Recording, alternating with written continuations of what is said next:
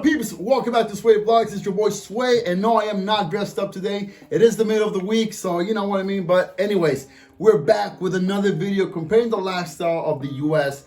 to Spain from an American's point of view, living here in this country. And if that interests you, you want to learn more about the life in Spain, go ahead and click that subscribe button, hit the little bell to be notified to receive the latest and the greatest here. And on today's episode, I've told you guys about how to find an apartment in Spain, how to get a job in Spain, how to travel by train in Spain, how to get a driver's license in Spain. I've even told you how to get legal status here in Spain, but I have not told you something that's really important that you need while you're living here in Spain or while you're here studying in Spain, and that is a bank account. So today I'm going to tell you guys how a non-resident can get a bank account in Spain. Now, I'm not going to talk about the people that are legal here and the resident. I'm talking about a non-resident. If you're coming here with a student visa, or you're coming here and you haven't gotten your residency because you need to go through the process of getting your residency, you can still open a bank account. And why? Why is it important to have a bank account? Well, first of all, everything here in Spain is managed by a bank account.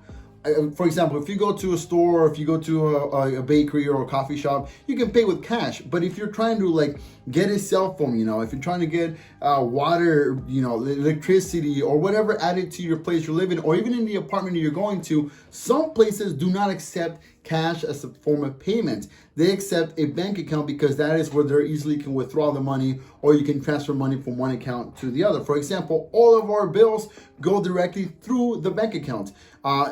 Literally, last time I tried to go pay for a cell phone bill cash, they didn't accept it. They told me that I had to link it to my bank account. So that's where the importance of having a bank account here in Spain, because even in the future, when you decide to do make this your forever home, you want to buy a house or whatever, then you have that bank account already established with a history of, you know, whatever, you know, good history or even bad history. Hopefully not that's to happen to you, but you do need a bank account, and it is important to have a bank account here because you need it for everything and anything.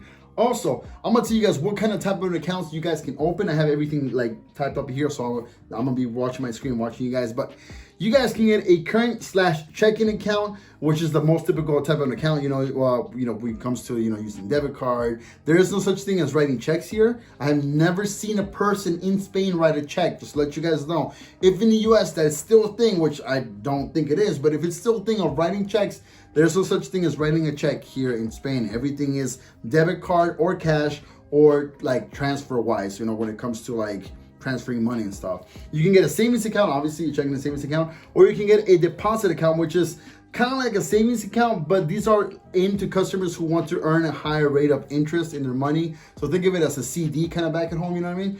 And so that is what you can get here in Spain. Those are the type of accounts you can get. Now, what required the coming to... Let me get back to that.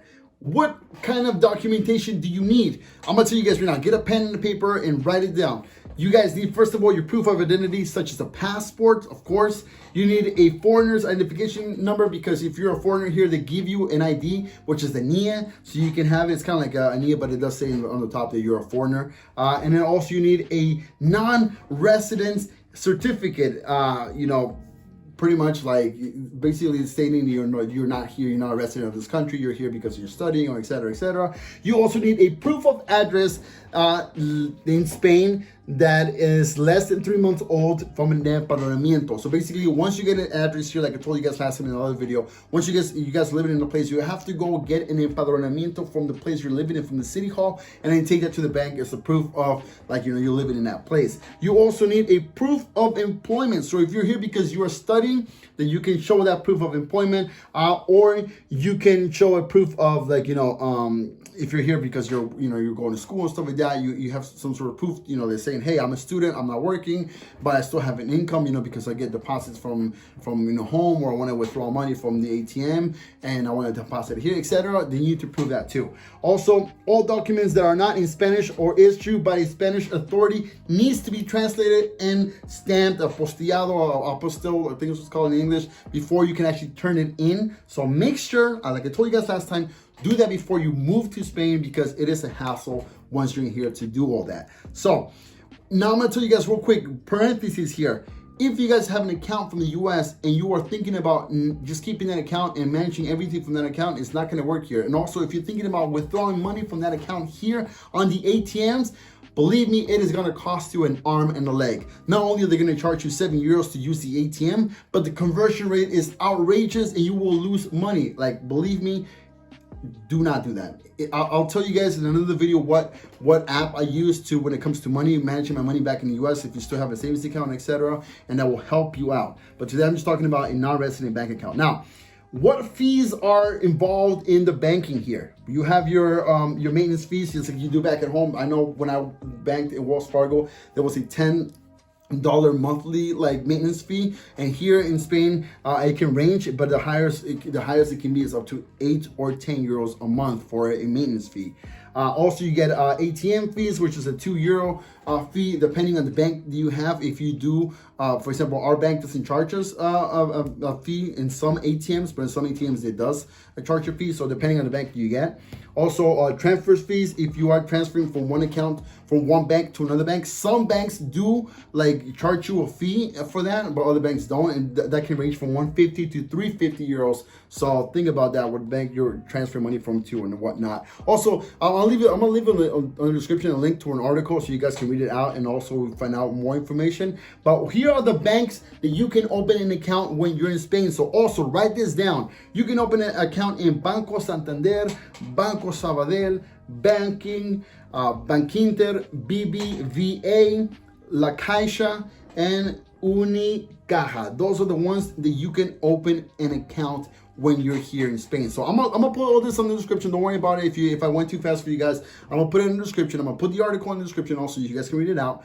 But that is what you need when you come to Spain. And yes, it is important for you to have a bank account when you're in Spain. You're gonna need it for everything and anything. And it helps out, believe me, it will help you out. And this is the best way to go. Now, you're probably thinking, whoa, a non-resident can open a bank account in Spain? And I know what you're thinking. That doesn't happen in the US, right? Can a non-resident get a bank account in the US? Can he or she get a bank account in the US?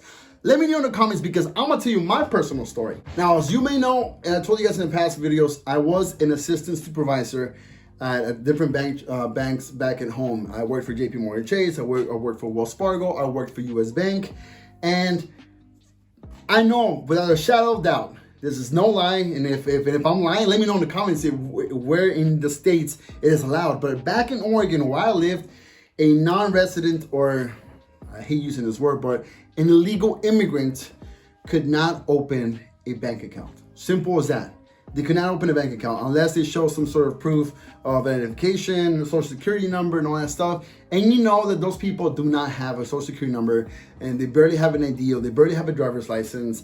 And so it is hard for them. And most of them don't even have a bank account, and they all keep their money stashed up in their home somewhere because they can't. I know for a fact, because I worked in a bank. I helped people that would come in and say, hey, I want to open up a bank account, and I would ask them for the the required paperwork, and they were like, I don't have a social security number, or I only have the matrícula consular, the consulate card, or I have a Mexican passport or Guatemalan passport, or so like that.